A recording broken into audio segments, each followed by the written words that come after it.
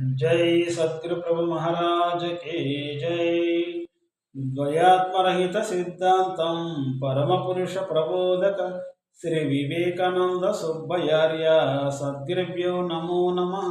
अस्मद्गुरु समारंभं कृष्ण सांदीप मध्यमं ओंकारपीठ पर्यंतं वंदे गुरु परंपरं। మా గురుదేవులు శ్రీ సభా సామ్రాట్ అచలబోధ వాచాస్పతి బిరుదాంకితులు శ్రీ వివేకానంద బండారు సుబ్బయ్యార్య స్వామికి నా శిరస ద్వాదశి నమస్కారాలు తెలియజేసుకుంటూ, మనకు గురుమాల మంత్రం ఉన్నది.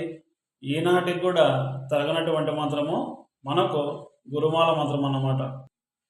ఓం నమః శ్రీ గురుదేవాయ అంటాం. శ్రీ గురుదేవుడైన, శ్రీ గురుదేవుడు అంటే శ్రేష్టమైనటువంటి వాడు, సృష్టి సంపద కలిగినటువంటి వాడు. ఈ సృష్టి సంపద అంతా కూడా సకల జీవులకు ఇచ్చేటువంటి వాడు. అందుకు శ్రీ గురుదేవుడు.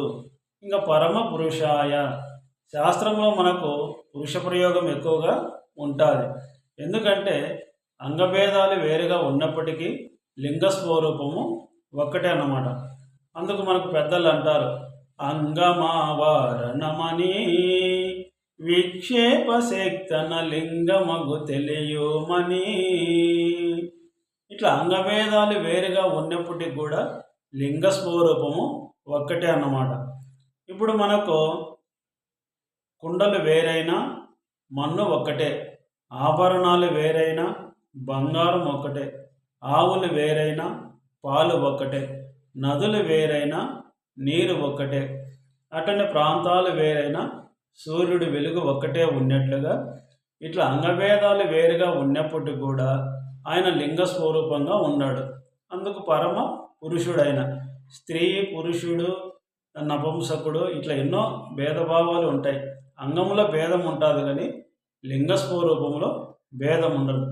అందుకు సకల జీవుల్లో హృదయస్థానంలో ఉండి సకలాభీష్టాలు తీర్చేటువంటి వాడు కాబట్టి ఆయన పరమ పురుషుడు అంటున్నాం మనం. అందుకు పరమ పురుషాయ, సర్వదేవత వశీకరుడు అన్నమాట.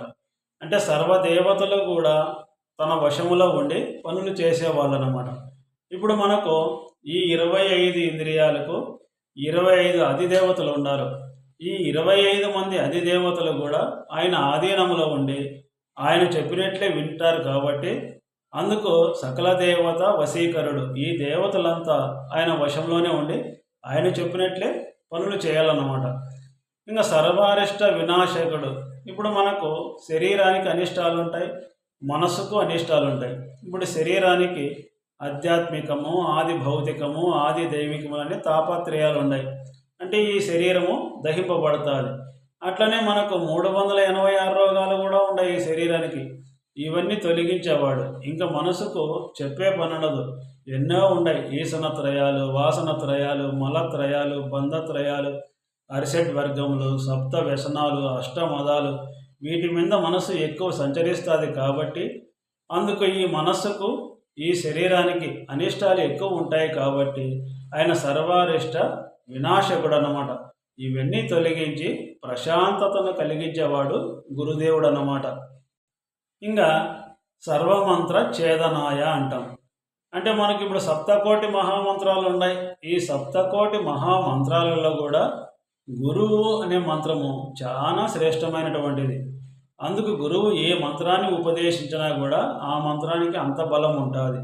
ఇప్పుడు మనకు ఇంట్లో విభేదాలు ఉంటాయి, బంధువులతో విభేదాలు ఉంటాయి, ఇరిగిళ్ళు పొరిగిళ్ళ వాళ్ళతో కూడా విభేదాలు ఉంటాయి. ఎందుకంటే ఈర్ష్యాద్వేషాలతో ఉన్నప్పుడు వాళ్ళు మన మీద ఎప్పుడన్నా మంత్రప్రయోగం, ఇప్పుడు క్షుద్ర మంత్రాలు ఉన్నాయి, అట్లా మంత్రాలు ప్రయోగించినప్పుడు మోహన, ఉచ్చాటన, మారణ, వశీకరణ, ఆకర్షణ అనే మంత్రాలు మన మీద ప్రయోగించినప్పుడు ఆ మంత్రాలను కూడా ఛేదించేవాడు అన్నమాట ఆయన. అవి మనకు తగలకుండా చేసేవాడు కాబట్టి అందుకు ఆయన సర్వమంత్ర ఛేదకుడు. ఇంకా త్రైలోక్యం వశమానాయ స్వహ. ఇప్పుడు మనకు 3 లోకాలు ఉన్నాయి. ఏంటివి అవి? జాగ్రత్త, స్వప్న, సుషుప్తి. ఈ 3 లోకాలలో మనం ఏ లోకంలో అయినా కూడా మునిగిపోవచ్చు.